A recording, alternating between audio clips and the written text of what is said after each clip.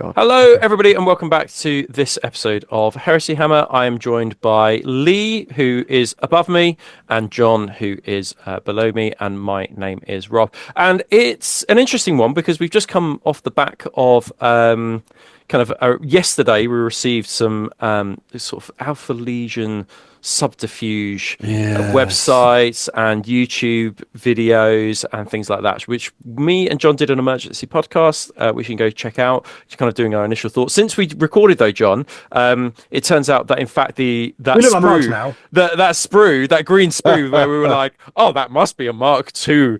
Like, surely, is in fact the Emperor's Children sprue. Colorized green, It was interesting that though, seeing the responses, because loads of people were like, oh, well, if that one thing isn't true, then none of it is true. It's all fake. But I suspect probably like 95% of that is bullshit. But there's probably some little things in. Someone in the comments also pointed out that you can't actually make a D18.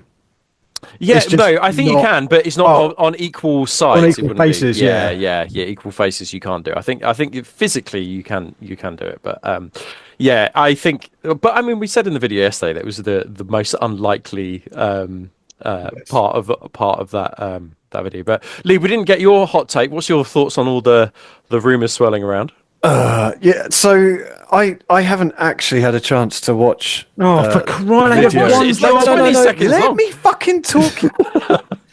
The video that you two fucking clowns. I haven't watched that. We'll let you off. Yeah, we'll let you off then. I watched the fucking video they put out. But you won't watch your own content. So I don't know what your reactions were, but my reaction is I find it kind of funny, but also like I don't have time for your bullshit. Just tell me when it's coming out. Yeah, like, I just want to know what's happening. Like that's a couple of people actually said that on the WhatsApp groups, and I was like, you know what, that's a fair thing because like there is an element of artificial suspense that they've now created. Yeah, and actually, as a marketing strategy, I found it quite fun, and I felt that they took back the narrative. But I can definitely see why it would alienate people and just being like, just tell us, like, why? Why are you doing this? I get it. It's funny. Like, I like that they've actually done something rather than just leaving us in the dark. But also, just fucking tell me. Yeah, like, I don't know. Yeah. I liked it, to be fair. And I get why people do like it. I know I'm being a bit like old and miserable here, but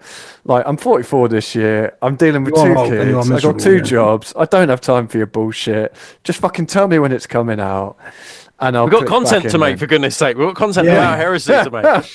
What people don't know is we've actually just had an hour-long meeting, literally, discussing the intricacies of what is coming for the HORUS Heresy. Anyway, well, what is coming for this episode is that we are going to be talking about Legion traits. So, as a precursor to the fact that it's basically 100% certain that we're getting a new edition very soon, we are going to be talking about past, present, and future. The Ghost, the Legion and Ghost, the Ghost of Garrow is coming to tell us about the rules of the Legion in the past, the present, and also what we would like in the future as well. So what we'll do is we won't go through every single kind of rule. We'll just touch on them briefly, and perhaps kind of because in a previous show, me and Lee had talked about actually we quite liked the first edition rule. Maybe they could bring that back. So we're going to do a little bit of speculation about what we think they should keep, why we think they should keep it, because it's fun to speculate. And all those naysayers are like, oh, you shouldn't be talking about it. It's just fun. It's just a bit of fun. Yeah, bit of a cerebral kind of discussion about what we hope, our hopes and dreams for the future. Anyway,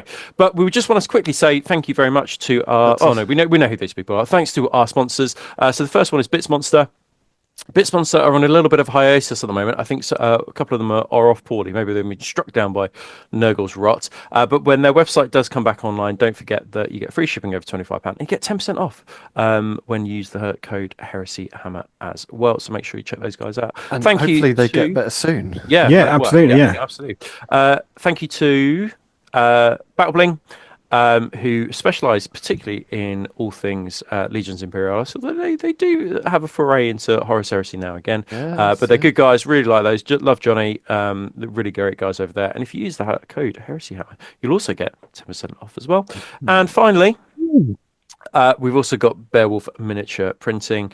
So you can find those. They do loads of interesting stuff, like loads of interesting stuff. Particularly, I'm really fascinated by their buildings. I saw an absolutely, completely unrelated to Horus Heresy, an absolutely awesome like Mordheim print that they did. And I was like, oh man, I need to get So into good. Mordheim. It looks I so think we hot. talk about this every show. I think we do Yeah, because no, it just yeah. looks so sexy. Anyway, but you I can keep check seeing out more videos of it. I saw another video Yeah, so like good. 2 days ago of it again. I'm like, oh, it's so fucking good. I want to see it in the flesh. But you can go check out their website and you can go get some 3D printed bits from those guys as well. So thanks to those three for the sponsoring. But as I said, we are going to be talking about Legion traits. We're going to go through every single Legion. We'll do a whistle stop tour for each one. And what I'll do is I'll kind of get the guys' thoughts on the current Legion rule, and then I'll get their predictions on what they think about whether it should change, because some of them will just be like, that's cool, that works, that let's keep that, and then whether we think some should change, and then we'll compare that against the law of the Legion as well, whether we think it all marries up. So let's have a look at our first legionary or Legion rule, which is the Dark Angels. We started with like basically the most complicated one next to the Thousand Suns. So let's go with you guys first. Let's open the discussion up. Do we think the second edition Legion trait, where they've got the wings and each unit can be given a particular ring, do we feel that kind of encapsulates the Legion from a lore perspective and works on from a gaming perspective? Let's go to John first. What do you think, John? Yes, I do. Move on. Excellent. Good. I do think that I think this represents the structure of the Legion quite well. So from a lore perspective, the fact that you can structure Legion with the different wings, I think that marries up really nicely. I think that the various wings represent what they're supposed to represent quite well in terms of rules. I think there's some obvious combos within the Legion when it comes to rules and war gear. I was thinking this only this morning when I was driving myself. I won't mention where I was driving to because people like slag me off. But I agree with you. I think you're absolutely Were you spot going on. to CrossFit? I was going to CrossFit. Yeah, I tried to avoid it, but at least sorry. But you're absolutely right, because like there are some rules where you're like, oh, this pairs really, really nicely. And there's a lot of I think on the surface it looks kind of quite complicated, but again, the Legion was set up in a different way to other Legions, which so I think it's nice they have their own kind of flavour. I've got no beef with the Dark Angels at all, to be honest with you. I think it's quite nice. So you're happy for a third edition to look similar to this? Broadly similar to this. I mean, I would appreciate like if Deathwing wasn't always +1 to hit with swords, and then they give them really good swords. But kind of everything, can you? No, I guess what I would say about the Deathwing though is that so with the Despoiler squad, I always tend to go for the maces or power axes. But I think that what is quite good about in this scenario is that it does encourage Dark Angels players to go, you know what, I'm going to arm my Despoilers with like power swords or things like that. And I think that +1 to hit, we know how powerful that actually is. Especially when you're fighting weapon skill 5 or 6 things. I think it does make it a less like some weapon choices that would be obvious for some legions, less obvious, and which I quite like. Lee, what's your thoughts? Second Legion rules, do you like them, and do you think they need changing? I do like them. Yeah, I think like some could maybe take some tweaking. Okay. Like the Dreadwing, I'm not a huge fan of. I prefer the original rules. So the original rule was they could move 4 inches through difficult terrain. So it was slightly different, isn't it? Because you used to have to roll to move through difficult terrain, whereas now it's I think they have encapsulated that though within the Dreadwing Rite of War. And this is the thing, isn't it? Like you have to take into like you'll see this when we get onto word bearers. Like when you look at the word bearers trait, it looks shit, but then when you look at all their extra special rules and the stuff they can do, so there is an element of that. But yeah, on the whole, no, I think they did actually a pretty good job with the Dark Angels. Big tick, big green tick. So we want to keep that one. Wings. Next edition. Let us know your thoughts, particularly if you're Dark Angel player, what tweaks you would like to see in third edition. We're assuming that like Legion traits even exist. We are doing some. We're doing a lot of assumptions here, but let's assume that they are keeping them the same. Okay, let's have a look at the number 3, Empress Georgia and the Third Legion. So we talked about this on the previous show, didn't we, Lee? On a community show where we talked about the Legion rules were there was a lot more to them. in the first edition. Yeah. Because now they've tried to put them into a pithy little sentence or a pithy couple of sentences, and that's perhaps lost some flavour. But of course, then you could argue that that's matched with more rights of war and more warlord traits that you can now like pick. So I think that although the Legion trait has got shorter, the other aspects have been engorged. So for Emperor's Children, you get +1. You're one initiative step higher when you charge into combat, and then vehicles gain +1 to hit with defensive weapons used in a reaction. I always forget that. Yeah, I always forget that. You won't forget it if you've got Punishers in your No. And just a reminder, just to remind all of ourselves, the previous rules were roll 2d6, pick the highest for run moves, plus d3 for sweeping advances. Characters are +1 initiative in a challenge. They must accept and issue challenges, and if you lose a challenge, you suffer an additional -1 to leadership for a morale test at the end of combat. Ooh, okay. John, I'm going to come to you for this one. What's your thoughts? Do you like the Legion rule as is, and would you change it for 3rd edition? So I quite the thing I liked about first edition was the fact that you had the Legion rules had like a positive, and then they had a negative as well. Like I did actually really quite like that. There was a positive trait and a negative trait. Would you like to see that come back? Oh, 100%. I would. Okay. Yeah. I like if it stayed as is. Like I'm not going to lose sleep over it, but I'd like to see it come back. Yes, I would. Okay, cool. So I do quite like. I don't quite understand why vehicles gain +1 to hit with defensive weapons used in a reaction. Like I don't get it, and that for me kind of rankles a little bit. I would be happier to say they can they can add +3 to D3 to sweeping advances, and they get +1 initiative in the first round of combat. I don't really get why vehicles gain +1 to hit with defensive weapons used in a reaction. No, it's interesting. I think if you spoke to an Emperor's Children player, perhaps they'd say something like the martial perfection of war or something like that. Yeah, but why don't they just get +1 to hit all the time if they're so bloody perfect? That's a good point, because you kind of might say actually this feels like a more of an Imperial Fist kind of like trait, which is that they're the masters of defense, and therefore they should get +1 to hit. So maybe we could swap that with the Imperial Fist. But yeah, they need something, don't they? Yeah. How about yourself, Lee? What do you think? Keep it? Change it? Yeah, I agree with the defensive weapon thing. It doesn't really make much sense. I'm a big fan of the higher initiative. It kind of fits with their Legion lore of being kind of master swordsman and perfection of swordscraft and all that bullshit. One thing I do like I did like the positive and negative Legion trait, and it's one thing when we talk about Iron Hands, I would like to see come back when we get to them. But the flip side of that is you had 5 rules and now you've only got 2. And then if you lose a challenge, you're never going to remember that you're -1 leadership from morale tests. Like who the fuck's going to remember that? Like I know I won't. When you're playing a game and you're messing about and chatting, and if you're playing larger games and 3 of your characters have lost the challenge and they suffer -1 each, I just feel. Oh, is it just at the end of combat, or is it? Yeah, it's just at the end of combat. I'll not shut like the a fuck cumulative up over the. Yeah, exactly. Yeah, don't worry. Yeah, shut up. But I do like the fact, for someone who is more of a casual player, that there's less rules. It's just less shit to remember. And then especially when you start adding in rights of war and warlord traits and stuff. But the +1 to hit with defensive weapons, I'm not a fan of. I don't understand why that is a thing. Okay, cool. So we'd like to see that maybe adjusted, but I'd like to see something more based around characters. Like even if it's just characters have to accept and issue challenges, like they did in the first one, something like that. Something, I feel fits more in with what I see of the lore of Emperor's Children. Yeah, I suppose they've got the Emperor's Children like champion, which I assume that kind of has to accept. Yeah, but it's just when you think of I'm trying to remember back to the books. Lucius was just an officer when you first see him, wasn't he? Yeah, he wasn't like just a line the captain. Swords, but all he did was practice with the sword, and he wanted to challenge people because he was the swordmaster dude. But he wasn't necessarily the Legion champion, was he? He was just a line officer. Yeah.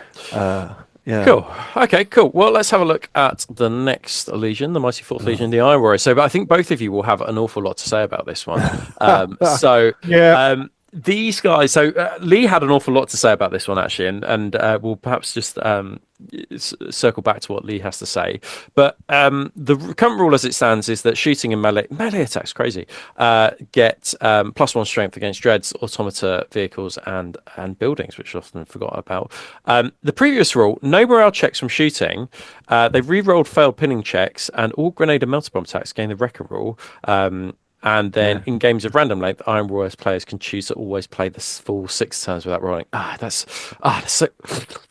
It's so flavorful, that isn't it? It's so flavorful. I don't think that's right. I thought it was your opponent could choose to have. I thought it was your opponent. Your opponent can choose to have an additional. Okay. All right. Well, anyway, either way, it's super flavorful. So, John, let's go with you first. So, what do you think of the current rule, and would you like to see it changed? Because Lee's thoughts on this are quite strong. The current rule is good, but I actually don't think that it's particularly Iron Warriors-y in a lot of ways. So, I personally would. So, +1 in terms of like +1 strength from weapons against fortifications, no problem at all. The problem is you never see them. You never see it. Make it +10 strength. +10 strength against. Might as well, double strength, triple strength. Doesn't matter because no one's ever taken a bunker. Just auto destroy. Yeah. What I would like to see is actually, I would like to see a slightly different force org for the Iron Warriors, as opposed to a Legion rule necessarily. Yeah. I think that the current rule is very good, but actually it doesn't necessarily, like, when you read the novels, the Iron Warriors aren't any better at blowing up tanks. They're not expert tank destroyers. No. What they are is they are just relentless dickheads. just being meat being fed into a grinder. So, for instance, like, I would rather go back to the initial ones. So no morale checks from shooting, reroll fail. Like, you can't pin them and they don't fall back from shooting. But for instance, they gain, or taking a Warsmith unlocks an additional heavy support slots, for instance, is the way that I would see more being in keeping with like the Iron Warriors, etc. I think the current rule is good, but it doesn't actually feel very Iron Warriors. And that was generally what your sense was, wasn't it, Lee? Yeah, I'm glad you said that. Yeah, like me and Rob discussed this on the last community show, I think it was. Yeah, that's right. Like, I would much rather just go back to the no morale checks to shoot and attacks. And re-roll. So annoying that, wasn't it? It's like, these guys just will never fail a morale check. Just fits into the Legion lore. The Legion lore is that they just relentlessly march forward whilst being gunned down like the gun pigs they are. Like, that's literally their lore. They like, you had certain units that are good at destroying things, but like that's like any elite Legion unit. But the actual guys themselves, their whole thing was they're just grumpy bastards who keep moving towards a fortified position. Like, they're not. They don't care. Exactly. No. It's the lack of, and it's like, it's per de Robin's calculations of like, well, we need 5,000. We need 5,000 men will die taking this wall, so I'll send in 6,000. Okay, cool. Well, that's actually like, just, I mean, with second edition rules, re-rolling failed pinning checks would be fucking amazing. My God, that's great. That's a great rule. I still think can't be pinned because, like, I think or just can't be pinned, because they just keep marching forward. I would rather see that than, like, don't get me wrong, like, we all love +1. It's really good, but it's strong. But I don't think it doesn't fit with what the Legion does to me. Well, there's some great consensus on there, but basically we're demanding. Heresy Hammer is demanding a complete rework for Iron Warriors. So correct. Whether you start this off, start again. If you're an Iron Warriors player and addicted to Warhammer World, so if you are an Iron Warriors player and can't live without your Strength 10 las cannons, then let us know. Well, do you agree with these guys? Should we actually just no shooting? Strength 10 with Sunder, Rob. So obviously, because you really need that additional +1. Absolutely. John, I just wanted to say how luscious your beard is looking as well. Do you put like something in your beard just to make it shiny? It looks very shiny. Otherwise, I get really dry skin. So no. It looks good. Space Wolf glistening in the sunlight there. Anyway, enough of the grooming. Let's have a look at the next one. White Scars. Right, the slowest Legion ever. No, not really. But we'll talk about Death Guard in a bit because I do want to touch on this. So the current rule for White Scars is that they get +1 movement. Now, this does have a knock-on effect, which is that their basic troops, it then knocks them up to to movement 8, and that does mean that they get +1 to their charge rolls as well. So it does have an impact on units, which is something to bear in mind. Now, this one is really naughty, which is they roll 2 dice and pick the highest for the first turn roll and for seize the initiative as well. So there's a good chance that you're always going to be going first if you're White Scars, and if you take Legion Recon Company, I think you can re-roll that or something, can't you? So which is pretty fruity. So I suppose really what we're seeing here is that they're trying to get across that these guys are master tacticians in terms of speed, and that they are fleet of foot in terms of the way that they the way that they fight. Just to touch on the first edition rule, so any unit that ends its I remember this was like a nightmarish rule for these players, wasn't it? So any unit that ends its movement, oh, it's moved like this and ended up there in circles. Yeah, any unit that ends its movement at least 6 inches from its starting position and re-rolls or fail to 1 wounds of 1. Yeah, I remember that because you had like loads of plasma, didn't you? And if they moved, they could like re-roll those. But then it was like, if they've gone up terrain, does that count as like? It was just it was a bit of a in practice. It was a bit of a nightmare. They had +1 to seize, which is kind of pretty similar.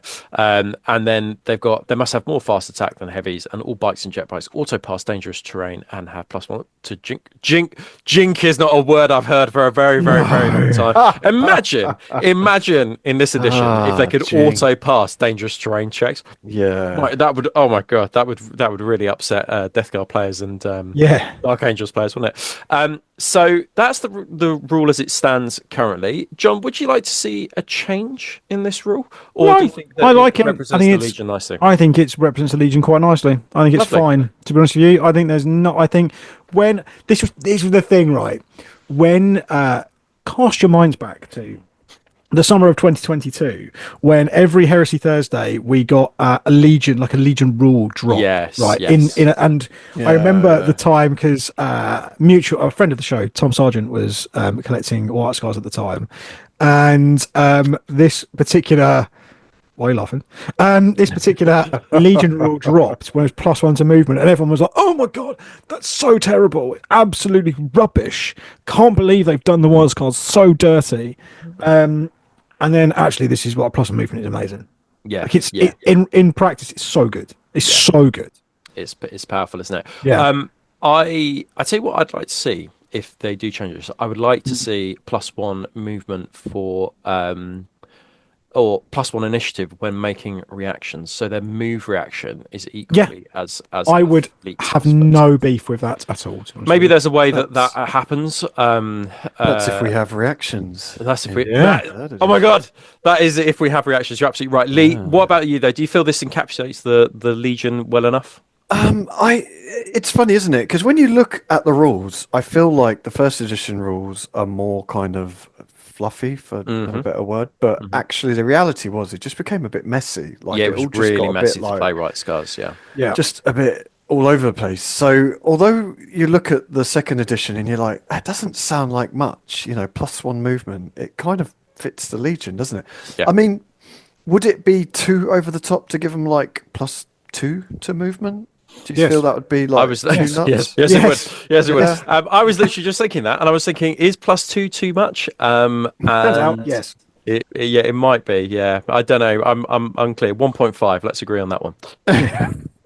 Okay, cool. So I think that what's going to happen though is we're going to touch on the White Scars again when we get to the 14th Legion. I suspect that we will have the ghost of the White Scars will rear its ugly head again. So we'll talk about that in a bit. But we are going to go now to the 6th Legion, which is Space Wolves.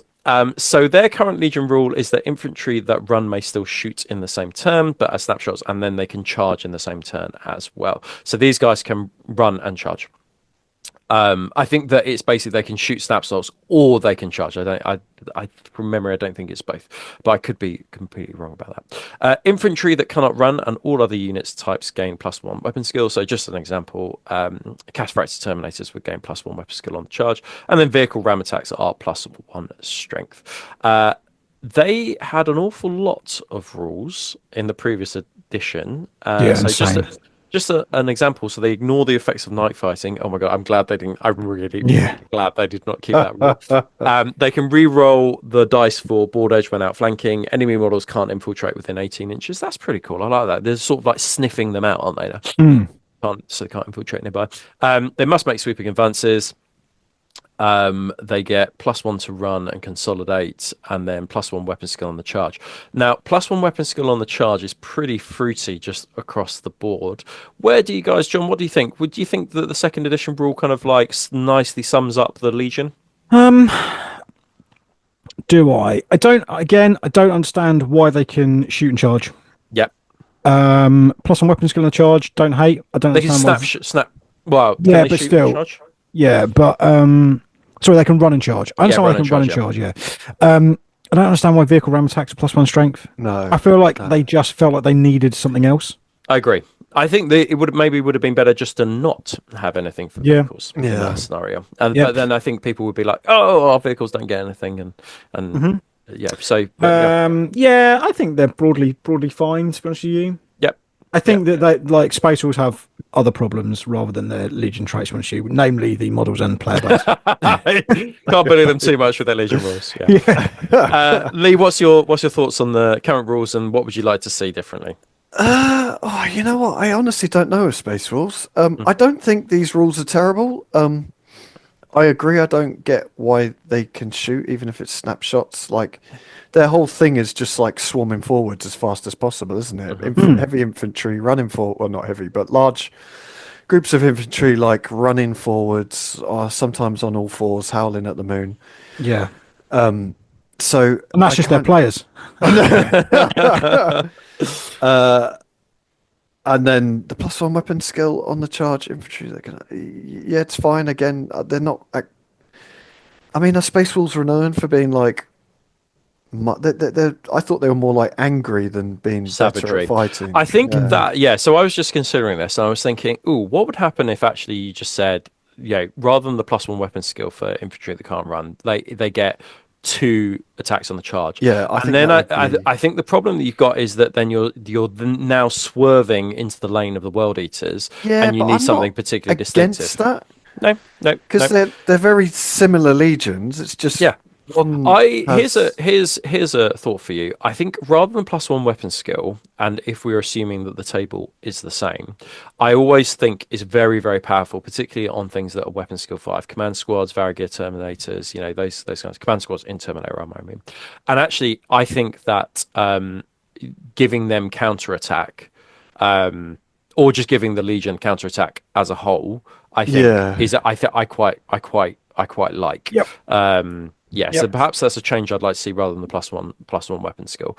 Okay, cool. Well, let's go to the 7th Legion. So the poster boys for this edition. God, here they are. So very, very simple. They get +1 to hit with any auto or bolt type weapon, which is a very, very long and exhaustive list of weapons. Do they even deserve that?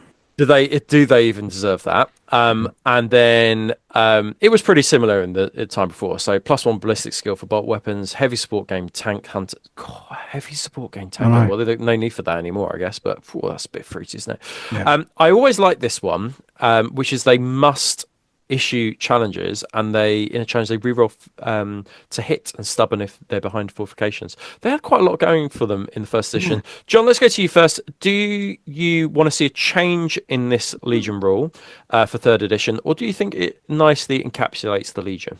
I think it's fine. I really like the stubborn if behind a fortification or barricade. I really like nice, that. Isn't it? I think there's no reason why that couldn't have made an appearance in this edition, and there's no reason why that couldn't make an appearance in the next edition if everything works in a similar vein to how we think it does now. Yeah. I think that I think it's good.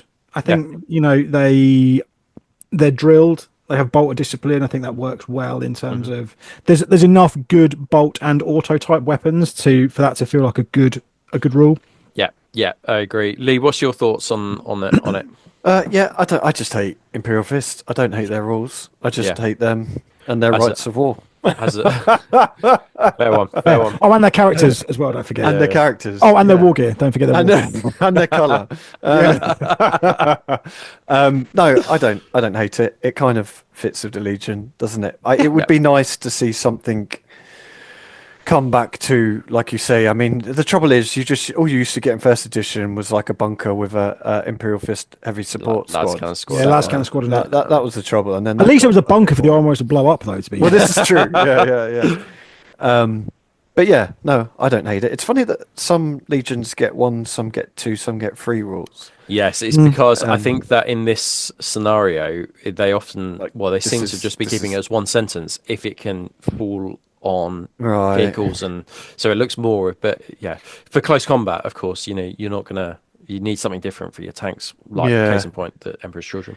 Yeah, okay. I wouldn't hate it if they got rid of the auto, +1 to auto, and just kept it. Yeah, I did think that, but then I don't actually hate it either, to be honest. But I get what you're saying. Yeah, I think I'd keep it as bolt. I do, and I agree with John. I think it would be really lovely to have stubborn behind fortifications or barricades. I think that would be lush. From everything that we've read of the Siege of Terror, I think that would be great. Yeah. Okay, let's go to the 8th Legion. Which I think will get a lot of discussion. Yeah. So the 2nd edition rule is for shooting and in combat, they gain +1 to wound or +1 to armor pen against units that are pinned, falling back, or outnumbered. Now, I'm going to start this one off by saying, for 3rd edition, for me, get rid of +1 to armor pen. Just get rid of it. I think that it's great. Why are you better at shooting if there's more of you? Makes no sense, and also it's not their doctrine of war. Their doctrine of war is terror tactics. Makes no sense why they got armor penetration to me. But I absolutely love that the +1 to close combat kicks in when they're pinned, falling back, or outnumbered. I think that just really plays to their gang style terror tactics and cowardly tactics as well. Yeah, they've got to outnumber their opponent before, and only then will they decide that they don't like a fair fight. That's why I absolutely love about it. I would like them to cause fear if they outnumber their opponents. Oh, okay, that's good. Yeah, I like that. That's good. Rather than +1, just fit the fear. I think that they can have their +1 to wound as well, but I think they should also cause fear if they outnumber their opponents. That'd be fun. Yeah. Okay. Cool. Lee, how about yourself? This is one of the units where I actually liked their negative rule that if the warlord dies, then every unit has to take a morale check. Yeah, me too. This is really good. So I'd like to see something like that come back in. I don't feel like every legion has to have a negative. No. But I feel like this is like they're strong enough, given the current rules. We don't know what happened in 3rd edition, but they're strong enough to be able to have a negative and not agree. Not suffer too much from it. But I just think that fits in very much with the Legion of like, oh fuck, what do we do now? Everyone bickers and fights with each other. Yeah, that's good. And then they get on with it. Yeah. I absolutely hate the +1 to armor pen against if they outnumber you. I just do not understand it at all. Yeah, but I think the other problem is I could live in a world where that was allowed if they didn't have prey sight. Because they've got prey sight, like that's I think they're all of a sudden like one of the best shooting legions. Literally that, John. Literally, they are. I would argue they are the best shooting legion. Cool. I mean, if you everyone, I guess most people have read the Night Lords trilogy, which is like kind of the go-to to what a Night Lord should act like. Yeah. And they scuttle around in the dark and then they jump down on their enemy. There's no like, I'm going to shoot them from fucking... No, we're not going to set up a fortified position. No. Yeah, train our laser rapiers on you. That's it. I'm gonna sneak up on this person and I'm gonna drop down from the shadows. Yeah. And I'm gonna stab him in the back because I'm a horrible little dickhead. So I totally agree. Like the whole shooting thing. Well, I am glad we're all on the same page, and I can't wait to lick. Do you know what I'm thinking? Tears off Night Lord's places. I'm thinking that I'd quite like to be playing a game with just using this like 2nd edition rules and 1st edition Legion rules. And I think some of these actually are great. Yeah, some of them are quality, really good fun. I think the trouble Night Lords had in 1st edition is they just really, really, really struggled against tanks and dreadnoughts. That was the trouble, wasn't it? Given their units as well, their elite units. But they're all carrying like Volkite and stuff like that. And Comrade Kurz couldn't actually kill a dreadnought in close combat. No. And this is it. So there was negatives to the first edition, but like we've said, they're not a shooting legion, are they? They're a sneaky, Awesome. cowardly close combat legion. Okay, cool. Well, I think we covered that one well. Yeah. And if you agree or disagree, put your comments down below. Blood Angels. So their rule is all models require 1 lower result to win than normal on the chart. So if you would usually be wounding on a 4, then you need a 3 to be able to wound, and then vehicles get +1 strength to ram. It is interesting seeing all these rules lined up, and they're just kind of like, well, we don't really know what to do with them, so we'll just give them like +1 to hit or +1 strength or something like that. Yeah, it's interesting. Oh, excuse me. So before, it's the same, exactly the same rule in first edition. They couldn't voluntarily go to ground though, and they must make sweeping advances. They should be doing that anyway now, because they're they're vampiric. Like they should be hunting down. So what? Just replace vehicle with a +1 strength to ram with must make sweeping advances, and then you'd be like, exactly cool. what I was going to say. Yeah, exactly. And then they had to have more infantry than vehicles, which I quite like because they're obviously quite an infantry-based legion. So I'm going to start off on this one. I don't hate any of this. I think just like they just wound better, I think is fine. I think though, rather than just on the charge, I think it should, for third edition, I'd like to see this always on. I think it's just like whether they're getting attacked or whether they are doing the attacking. I just like for Blood Angels players for it just to always be one. As the masters of close combat. In close combat. Nobody would have a problem with that. I don't think so either. No, I don't think so. Everyone happy with that? Yep. Cool. Let's go to the 10th Legion. Oh, we're fixing this nice and quickly, aren't we? Yeah, we're doing this. We're doing an excellent job. Here they are. So, Iron Hands, right. I'm sure we're going to have a lot to say about this. So, all shooting attacks against models are -1 strength, and vehicles gain it will not die 6-up rule. Nice to see something a little different for the vehicles. And if they already have it will not die, they improve it by 1+. Now, the previous rule was, again, is -1 strength. I don't really remember that being such a big deal for Iron Hands. That's interesting. They must pass a leadership test to make sweeping advances. That's the negative you were discussing before, wasn't it, Lee? Yeah, no, I thought they had a different one, to be honest. They couldn't run or something, was it? Or, yeah.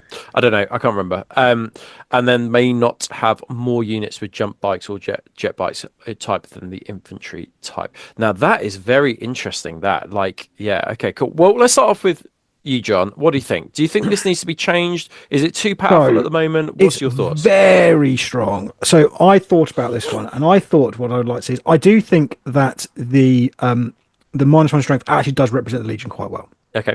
They're they're hardy, they're tough, grizzled. They've got loads of bionics and bits and pieces, so they're harder to kill. However, I would like them to have, because of that very fact, I would like them to be, they can be -1 strength when being shot at, but they can also be -1 movement as well. Ooh. This is what I thought their old rule was, and this is what I was going to say.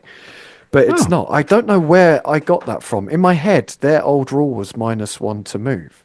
Maybe it was a right of war of some kind. Yeah, I don't know, but that is exactly what I was going to say John, as well. That's really good. That is really well, good. their whole thing is they've got all these like robotic bits, and you know their legs have been cut off, so they're big. They're tough to kill, but then surely you're heavier. You're moving. That's really good. slower. I tell you why I really like that as well. If for things like Dreadnought, so a Leviathan becomes a 5-inch move, and a Contemptor becomes a 7, so it loses its +1 to the charge. And I think that's such a small little addition, but I think I think I like that a lot. The other thing I think I would say is that if we didn't have John's rule, which I think I would hands down go for, is that the -1 strength doesn't alter the instant death threshold. I think, like, I understand that they made up of bionics and stuff, but if I blow your head off with a melter gun, you should just be dead. Like, it doesn't matter how many wins you have. And I think for me, that's one of the things that makes Iron Hands so tough this edition is because it changes the thresholds. So it's basically it's similar to the Salamander's rule, which is it's like -1 to wound effectively, but it's to do with the strength, but it doesn't change the instant death thresholds. If you're an Iron Hands player, let us know what you think. I think we can probably leave that. Well, I thought this was going to be a longer discussion, but I think that those additions are there. Yeah, perfect. Yeah. Okay, awesome. Right, let's go to not the 11th, the 12th Legion, World Eaters.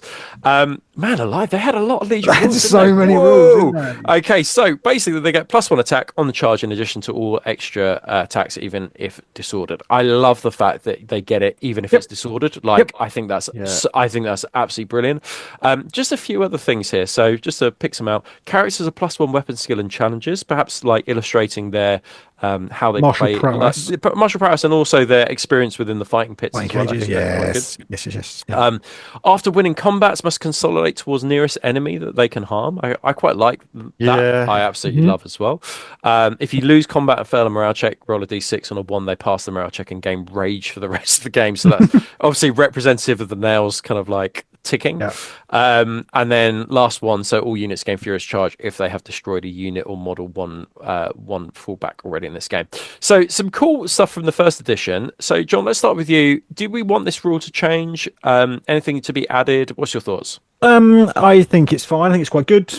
It's an interesting one though, because like this is one of the legions that's like so close combat focused, but they haven't just given it a spurious random. Oh, we've got to give tanks something. Isn't it strange? Yeah, that's interesting. Though. Yeah. So which is very, very bizarre. They had the confidence to do it. Yeah. I feel like the +1 strength to ram would make more sense of these because they're just some fucking lunatic tank driver going as he drives his tank into shit. Exactly what I was going to say.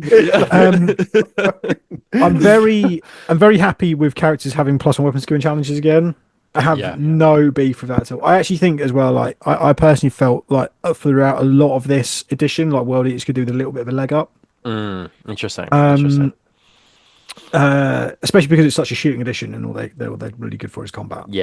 So I think I would be happy if they were +1 attack on the charge and characters to weapon skill on a challenge. Awesome. Lee, how about yourself? I really used to dislike, but also like the having to consolidate towards the nearest enemy. It just feels really fluffy. When I played World Eaters in first edition, it's just what they do, isn't it? Like, and I'd actually go one further and say, even if it's enemies they can't harm, because they've absolutely lost their mind to the fucking nails, and they're just running towards the nearest thing that they can punch. But I'd like to see something like that come back. Because it's just fluffy, and actually, it's also can be really handy for you. Well, I mean, or it can completely fuck you over. Literally, that which is you're consolidating off of an objective, for example, and there's no other way to.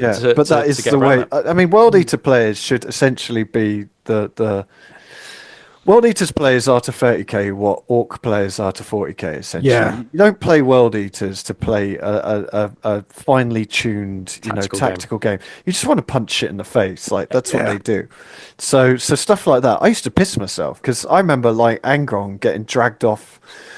I'd split Angron off, and he ended up in front of like a tank or something, and it was like technically he can destroy this, but he probably won't. And then he just got shot in the face by this like Lord of War tank armor save, right? And died. And you're like, that's the most Angron thing ever. Like, and in my head, like, all right, he's died in the game, but he's not. He's just buried underground, and like 2 hours later, he'll dig himself out and dust himself off. Nice. But, I'd like to see something like that. Okay, awesome. Okay, I think I agree with both of you there. I think that would be a cool addition to this rule. But in the main, I think they pretty much got it there for second edition. Okay, let's go to the mighty 13th. So they get +1 to hit if shooting an enemy that has already been shot by a friendly Ultramarine unit within 6 inches. So I like it. It's firm and fruity. I think that basically this just sums up how they would play, and I think that. The other thing I would say is that it forces players to think logically about what units are working in parallel with each other, and then your order of fire as well. I think, I think there's probably an argument if you wanted to nerf Ultramarines. Not that I feel that they need to be nerfed, but if you did want to, making this exclusively, say, infantry. I think there's an argument to be said. I disagree with that, to be honest, because I think Ultramarines are the ultimate, like, all arms. Like, I could just imagine Ultramarines like training with everyone and all, So if you're like an Ultramarines tac squad, but you're working with a Predator tank, you've probably like been through all the the theory and practical uses of predator tanks supporting that infantry squad. Do you know what I mean? Like, I just feel like it's the most ultramarine thing of be like, well, actually, the predator tank can penetrate this armor, and then actually working with each other. So I get what you're saying. I mean, if we can keep the rule as is, I'm very happy with that. I think it's fine. I was just trying to appear sort of magnanimous as well. Yeah, that's fine. I don't necessarily need to. I think it's fine personally. I agree with Lee. I don't think there's any. What's your thoughts on this one? Which is, if the Ultramarine Warlord dies, I was about to say, take a I wouldn't mind. I wouldn't mind seeing that again. I see. I feel like the Ultramarines are the sort of legion that would train as if they've, you could just imagine like they train up their NCOs to take command. Like, you could imagine them doing some training exercise somewhere, and then someone coming along going, "You're dead, and you're dead," and then everyone else just carries on as if nothing's happened because interesting. Rogel Dawn's fisted it into them. They just have to adapt and overcome. I feel like of all the legions, the Ultramarines, they could work in their non-commissioned officers would be able to just take over. Take over. Okay, cool. All right. Well, let's go to the 14th Legion, because I'm sure we're going to have lots to say about this one. So I think this is one of the rules which is in the worst place. Yes. Yeah. And I think that for me, we could argue that something like this could be given to White Scars vehicles. So, all units, except for cavalry or artillery, ignore any modifiers or restrictions on movement, such as difficult terrain or pinning, as long as it doesn't run or disembark from a vehicle. So basically, you can move and shoot, even if you've got a heavy weapon. That can stay. Yeah, all units... Oh, sorry, this is all units counter stationary for the purposes of firing weapons. Vehicles may move even when under effect of crew stunned as well. So quite a lot to unpick there. I hadn't actually realised about the crew stunned thing. That's actually pretty good. Mm-hmm. So before they were immune to fear, they auto pass pinning checks. Jesus Christ! Oh man, like. In this current meta, that auto passing pinning checks would be so powerful. Reroll dangerous terrain, swamp, mud, sludge type terrain, and then successful poison or flesh main hits must be rerolled, and reduce sweeping advances by 1 inch. So, Lee, let's go to you first on this one. What's your thoughts on the current state of the second edition rule? I'll come to John last because he's been getting a mighty Death Guard army ready. So, what's your thoughts? Essentially, they're now faster than anyone else. I can kind of see what they were trying to achieve. Yeah, but actually, the remorseless advance, isn't it? Really? Yeah. And actually, all they've achieved is making them really mobile. It's kind of like the opposite of what they should have been. Yeah. I think I would. I'd go as far as to say I would completely change their rules if I could. I would have them. To me, the Death Guard are resilient. Like, their whole thing is resilience. A resilience against toxins. Yep. Like resilient. Barbarous is a fucking death world of toxins. Now, it's hard. You couldn't just do it against toxins because you'd be like immune to like one weapon. You know what I mean? But I feel like, I don't even know. Like, would you give them a flat feel no pain 5+ across the whole? No, but I'd give them a 6+ feel no pain. That's exactly what I was going to say. I was going to say they would have, because that way, in the current rule set, if they were on if you had a tactical squad on an objective, it would have a baked in 5+ feel no pain. So I was going to say very similar. That was going to be my thing as well. I've gone down the same thinking as Lee, in that they're supposed to be resilient. I would think ignoring modifiers or restrictions on movement, such as difficult, danger, terrain, or pinning, is absolutely fine. Give them everything gets a 6+ feel no pain, and vehicles will not die 6+. Yeah. There you go. There you go. I do like do I? And I suppose in that scenario you could stack. So if you had an apothecary you'd get a 4+ feel no pain. Yep.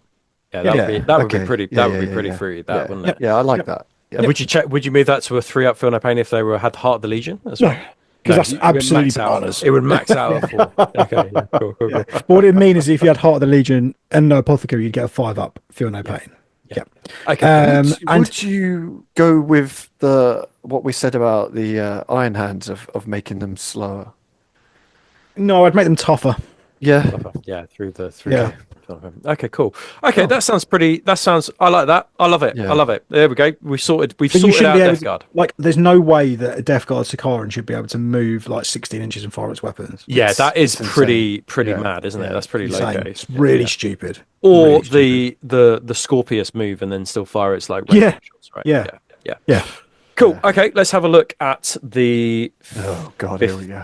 15th Legion. So basically, I would do one thing to change this. So all infantry and cavalry gain the Psycho subtype without any disciplines, and any characters of the infantry and cavalry must select a minor arcana. And we won't go into the minor arcana rules, but essentially, each unit will gain a different rule. The only thing I would change, which I quite like the minor arcanas as they're laid out at this moment in time. The only thing I would change is that it just goes off automatically.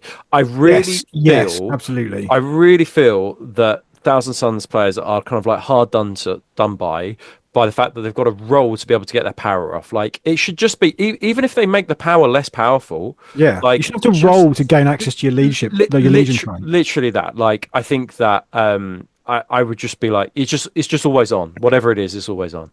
And if that means tinkering with the minor arcanas, then that's absolutely fine. I think that the actual psychic powers themselves, like telepathy, that's a completely different issue from what we're talking about today. But yeah, Lee, do you feel that would kind of like just sort the Thousand Suns out? I think the trouble is, every single Legion, you just get something, don't you? Like, it's just on. It may be on for different lengths of time of the game, depending on Legion, but it's just on. You don't have to generally do anything to turn it on. Yeah. You know, all right, if you're a World Eaters player, you have to charge, but that's your thing, and then it's on. If you had to charge and then roll a test to make 2 attacks, you'd be like, well, what the fuck is this bullshit? Why bother? So, no. And then with the risk of perils as well. Blowing yourself up. So, Well, okay, well, there you go. Well, that's sorted. Let's go to the 16th Legion then. We're whizzing through these, aren't we? Gosh, we are good. Right. Okay, Sons of Horus. So, in a turn that Sons of Horus charge are charge, any hits made against non-vehicle Sons of Horus units is at -1 strength, and vehicles do an extra 3 hits when ramming, so they get d6 plus 3. The rules, just worth reminding, I don't think these are all of the rules because some of the rules were added in. So they may choose to reroll 1s on reserve rolls. I quite like that. If the Sons of Horus outnumber the enemy who are alive during initiative step 1, then each model gains an extra attack. And they also gained within 12 inches, they get +1 to hit with assault. I was going to say, I thought they had a rule. That was that was like a fact rule. Yeah. Right, And it really made them free. See, there was a second rule on top of that as well, but I can't remember which one it was. John, you've played Sons of Horus. Oh, here you go. Sorry, I can go for it. So, Death Dealer. Models with this special rule gain +1 to ballistic skill when shooting with pistol assault and rapid fire weapons at targets 12 inch or less away. Didn't apply to snapshots, chain fire, or fury of the Legion. So yeah, I'd like to see that. It was Death Dealer. Yep, awesome. Okay, so John, you've played Sons of Horus extensively this edition. And so, what's your thoughts on the 2nd edition Legion trait? It's kind of fine. It's fine. Like I think it's relatively representative of the Legion. They're quite, again, they've got, similar to the Night Lords, really. It's all about, it's the Chthonian gangs and being a bit of a bully, like a bully Legion. I do think that their Legion trait coupled with their war gear kind of helps a little bit. Like, having access to chain axes is nice. I don't quite get, I'll be honest with you, I don't quite understand why the enemy is at -1 strength. No. Sorry, yeah, of course it is. Yeah, I don't really understand that. I feel like it should be the Sons of Horus should be more strong rather than the enemy be weaker. But the problem with that is you're basically just giving them Blood Angels rules or so it's kind of tough. Although they could be +1 strength, But then again, that would make things like, strength 10 power fists and strength 10 thunder hammers. But then why not? Tough. Why not? But I mean, the Imperial Fists have access to exactly to those precisely. Things. So why not just make it +1? Like you're at +1 strength in the first turn. I don't quite understand why. And I also, again, I don't understand why vehicles do an extra 3 hits when ramming. No, It's good. It's good though. Like rhinos, all of a sudden, like really oppressive. it's just yeah. Lee, But what's I your don't thoughts understand on Lee? What's your thoughts on this one? I would 100% get rid of the vehicles thing. I don't get it. I would bring back the rule I just said about the 12-inch range. I feel Yeah. like so the Sons of Horus are kind of like your they're more clinical than like the savagery of World Eaters and Space Wolves, but they're basically thugs, aren't they? They're just fucking gang members. Their whole Yeah. thing was getting close and murder things. Yeah. And I feel with the +1 to hit with the shooting when they got within 12 inches, playing against them in first edition, you really felt that like, oh fucking hell, here they come sort of thing. You know what I Yeah. mean? Like keep them at a distance or just have something that can Yeah. beat them in close I combat. quite like that actually. I would not Yeah. hate that. Do you not And I, think? Do you think they would have to have something in close combat though as well, or would you just add it on to their No, I think Legion they have to trait? have something in close combat as well. I Yeah. think. yeah, I don't think like I think you get rid of the vehicle thing and just have when within 12 inches +1 Yeah. to hit Yeah. with the certain weapons, whatever the weapons are, like Yeah. pistol, Yeah. whatever. Because also as well that like if you're firing like rapid fire assault weapons, like rapid fire weapons, like, you're gonna have to think about, or do I kind Yeah, of charge, take yeah. advantage of my +1, or do I go and charge in and this, that, and the Yeah. other? So yeah, I think it's fine. I don't disagree with Lee's thought process there at all. Yeah. What if I said to you they get +1 weapon skill on the charge? What would you say about that? Too much? I To don't. replace their -1 strength. I would rather they had +1 to hit rather than +1 weapon skill. Oh, that's good. Because then obviously that affects both parties in that combat. Okay. So So, I that's would rather really +1 to interesting. hit. Okay. Yeah. Okay. Interesting. Okay. It's such because that's such a fucking the +1 weapon skill thing is such a feels bad because all of Yeah. a sudden it's just like Yeah. yeah. So Like, we're if you're- going for basically +1 to hit within 12 inches, and then +1 to hit when they're in close combat as well. Fine, let's do it. Love it. Okay, perfect. Okay, we sorted out the Sons of Horus. That would make me very, Yeah. very, very happy. Okay, Put it on the I love board. that. Nice. Okay, let's have a look at the next one. 17th. Word bearers. So, Lee, Boring. you've got a Move lot on. a lot of experience with word bearers. So, may never modify the leadership below 6 inches. And if a combat is a draw, then the word bearers players is considered to have 1 by 1. That sometimes does come up, actually. Previously, Yeah. all units roll 3d6, ignore the highest for all morale checks. They must make sweeping advances and must reroll ones. And then any primary attachment of word bearers must take a secondary compulsory HQ. Okay, yeah, and that comes up in the right of war, doesn't it? So this is pretty like not very sexy, is it? It's not a very sexy Legion trait, No. but it's really. How do you display fanaticism in rules though? Is kind of where we need to get. I think Very the good roll point. 3d6 was a much better way of showing fanaticism. I agree. But I also the trouble with the word bearers is like I mentioned earlier on is they have so many extra rules that aren't actually part of their Legion trait. The whole like corrupted, their Legion units, their rights of war really like build into the way the Legion is and like their pacts with the dark gods and all that. Whereas this is almost just like here you go, you can have this, but actually your Legion trait is this right of war and these rules, if that makes sense. Yeah. That's kind of how I see the word bearers. But I remember seeing the leadership never below 6 and was a little sad panda because I was like, the 3d6 is so much fucking better. I would not hate it if it went back to 3d6. I just think it just you still failed stuff, you still failed it every so often. You'd roll high, but they're fanatics, you know what I mean? They don't run away because they're fucking fanatics. Like that's the whole thing. But yeah, I don't hate it because all their extra rules and their elite units are actually really good and really fluffy. Yeah. I would like to see something a bit more like a rule called like iconoclast or something, which is that whenever they're fighting against loyalists, like they get +1 for the CC initiative or +1, just something to show that like they really fucking hate the loyalists. Like just a little I nudge mean, there. you could.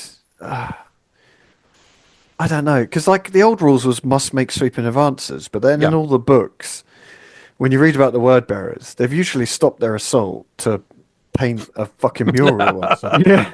Why don't you just tell you what, why don't you just remove everything and just give them hatred loyalists? Hatred loyalists. There you go. But sorted. So yeah, you could almost do a rule of like they can't do any sweeping advances because they're too busy praying to the dark gods. You know what I mean? Like you could go either way with it. You could make them fanatics. Yeah. But I mean, the 3d6 was the for morale checks was in my mind that was the one. The best way of showing that they are just fanatics. They can still be pinned. You know, they can, but. Because they're not stupid, they're not mindless. You know, when they're getting shot at, they're like, "Fuck, we're getting shot at. Let's take cover." Yeah. But they are fanatics. Yeah, cool. Okay, well, we've give us your thoughts in the comments down below. I think it's a complicated one because of the nature of the word bearers, but definitely, I think for me the hardest one to kind of like pin down. I think I will say I do think they've done a good job with like the rights of war, with all the other stuff that goes into it. Yeah, I think that's fair to say. Cool. Let's have a look at the 19th Legion. Or the 18th Legion, 19th Legion. I don't know. Salamanders. So they got -1 to wound roll when attacking a salamander with plasma, flame, melter, or volkite weapons, and all vehicles and units with more than 1 wound gained. It will not die 6 up. So things like dreadnoughts and things like that will not die. So it was interesting before. Because they auto pass fear tests, which I think is actually pretty good. That's actually really, really good. Must reroll single d6 when morale or pinning checks have failed. I really, really like that.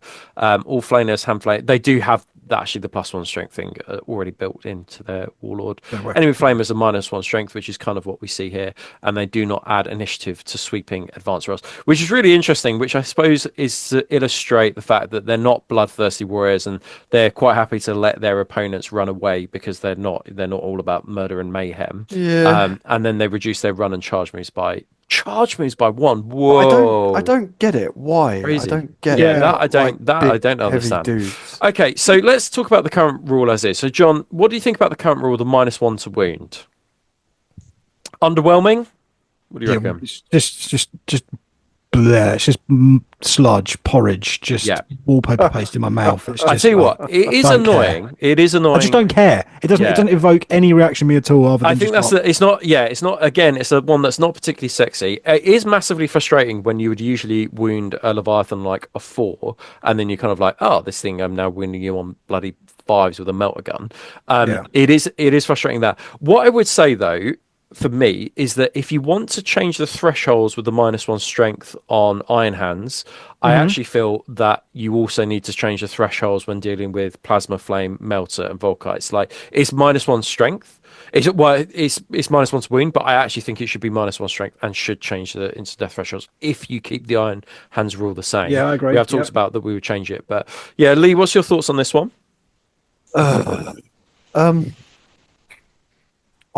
I'd rather see some of the old rules come back, to be honest. Yeah, I agree. That's what I was going to say. Some of the morale stuff. I just think. I think these are like, they're kind of like the ultimate good guys, really, aren't they?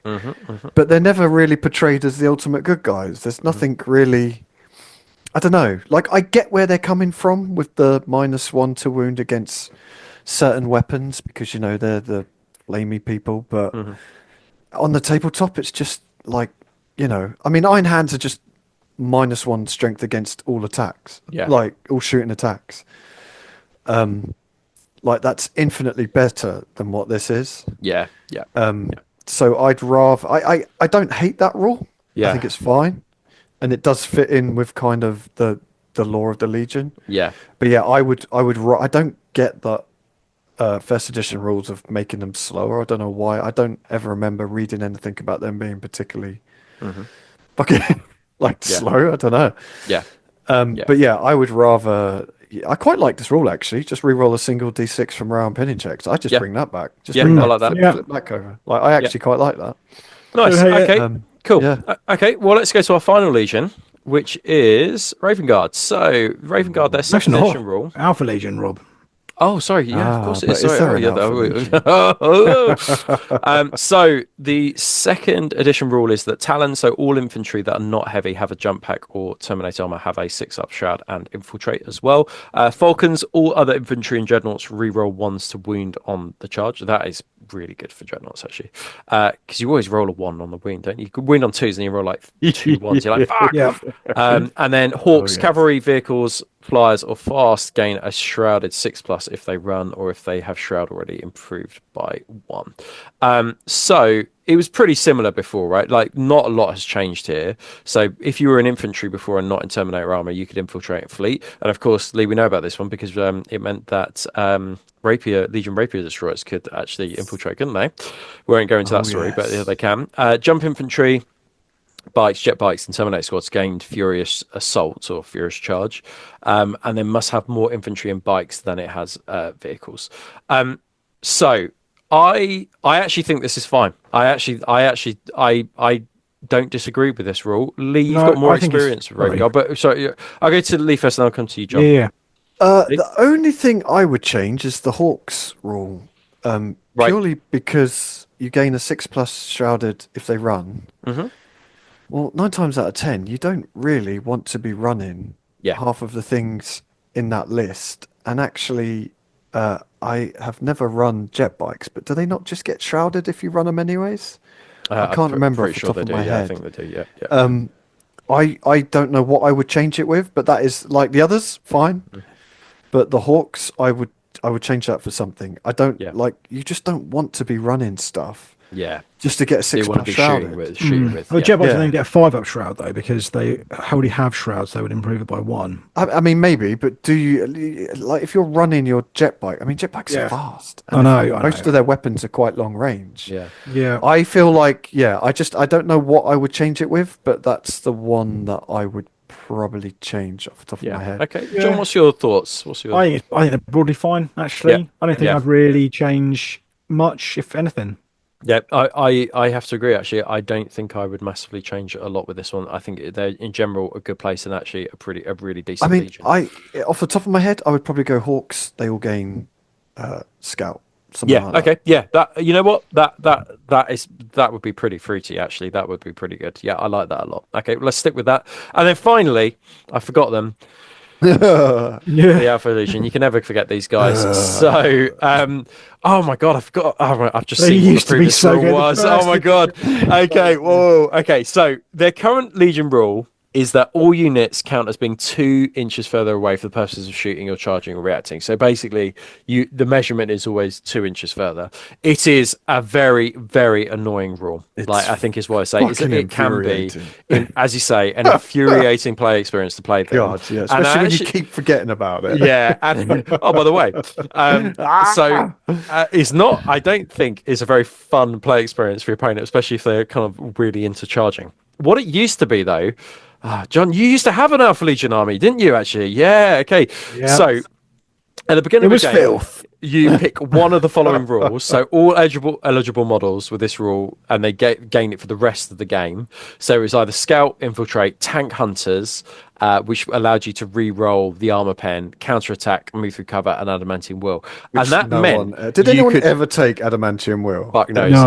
No. But it meant you could basically build an entire army just around the immutable tactic rule. Mm-hmm. And, it could be you took an absolute bunch of...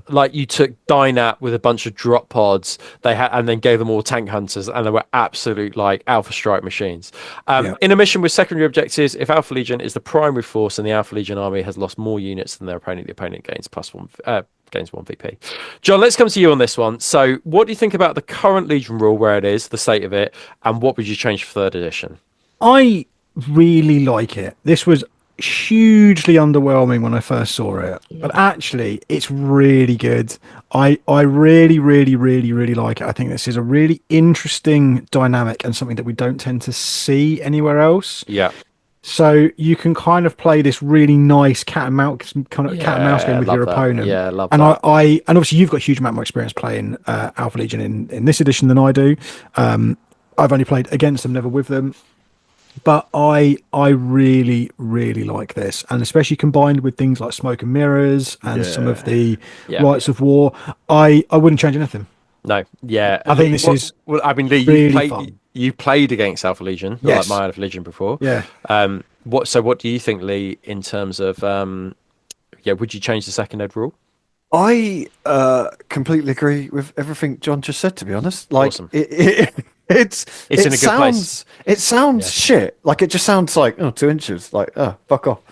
And then when you actually play it, you're like, oh no, yeah, look, 24 inches. Oh no, because remember Yeah. the 2 inches, and you're Yeah. like, ah, Yeah. fuck. And Yeah. I will have moved like entire units up to do something, and Yeah. then Rob's like, no. I told you at the beginning of the game. And then you add that Savage. in with like units like is it scouts with the Yeah. Yeah. smoke bombs, whatever it is, I Yeah. can't Yeah. think. Yeah. And And then then it you're just stacks. like you've got Yeah. to be on top of them, and Yeah.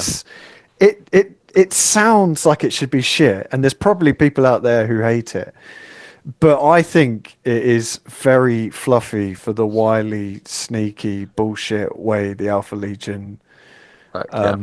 goes about I war. tell you what it is. I think the first edition rule and the second edition rule emphasizes two sides of the same coin. So the Yeah, second edition rule exactly is that's a really good way to put it, John. That cat and mouse nature, they're like like mist or smoke. You can never get hold of them. yeah, But the first edition rule, the fact that you could choose, I think demonstrates that Legion's adaptability and like that they're like a surgical scalpel and will use the yeah, right tool for the right job at the right moment. And I think that they are like both sum up the Legion really well. So it's difficult to pick, but yeah, I like the 2 inch rule. I think it's very simple. Yeah, so I think this is in general a good place, and I think it would be good to keep this for third edition. But that is it. We whizzed through those, but man alive, it's been a absolutely great discussion, and we'd love to know your thoughts down below. Let us know if you want to see particular changes, and that might be from a point of view as you as a player, but also somebody who plays against that Legion a lot because your mate plays that Legion. So you're like, oh, just sick and tired of Deathwing getting +1 to hit. I want that to change. So fuel your hatred and frustrations in the comments down below. What do you think is going to come up? Of course, if you've watched this show and you're somebody like, well, we shouldn't be talking about this until we see the third edition rulebook. No, but it's fun to discuss, isn't it? And it's a good intellectual exercise just to discuss what could be coming and what changes we would like to see. Yeah, absolutely. Right. Okay. Well, let's finish up. Final thought. Just give me your final thoughts. We want to know your final thoughts. Thank you to our sponsor, Sacris Mundus, who creates SELs of terrain. I'm getting some printed off by my friend Tom at the moment, and it looks absolutely outstanding. So looking forward to getting that painted and used. Thank you to our next sponsor, Gated 3D. Dan has come back with a vengeance and is firing up the 3D printers as we speak. So if you want something printed up, then make sure you touch base with him. And then finally, we've got Curtain Games as well. Curtain Games is a game store near John. They do events like literally all the time, but they also sell paints and models and things like that. So make sure you tap those guys up when you want to buy the third edition of the Horus Heresy. Yes. Make sure that tap those guys up. And we want to say a special thank you to our Heresy Hammer Praetors, our top tier Patreons, of which we have over 160 of them. We're currently in the throes of getting our next round of our reward bundles done for these guys. We kind of work months and months and months in advance. So Lee is currently giving them out while I'm currently kind of preparing the next ones. Doing those things. So we work like literally months and months in advance. But just want to say thank you ever so much for your guys' support, and for all the Heresy Hammer patrons. We could not 3 years on. Literally 3 years on, we would not be here without you guys. So thank you so much as well. And then just the final plug for our socials. So you know where to find us. We say this every time. It really helps if you do comment and do sub and like. It just helps those algorithms churn. So make sure you do that for us. If you've got anything that you want to share with us in the community shows, like lists and things like that, like this show was actually based off somebody's question from our last community show. Yeah. So it's always really valuable to get kind of input from you guys, because then we can create more content from it. So please make sure you send us lists or questions, and that we can answer in the community shows or create whole shows. Don't forget, we've got the Patreon for as little as £3 a month. It's a bargain. You get loads of Heresy content, and like we have just done an hour of basically preparation of Heresy content for what is coming up over the next few months, knowing what we now know. So make sure you get on there, because as the 3rd edition drops, we are going to be producing a lot of content in preparation for that. You can find us on all Spotify. You can find us on all podcast platforms. John's been working really, really hard to get all the kind of the most recent shows up there, so you can go listen to that now.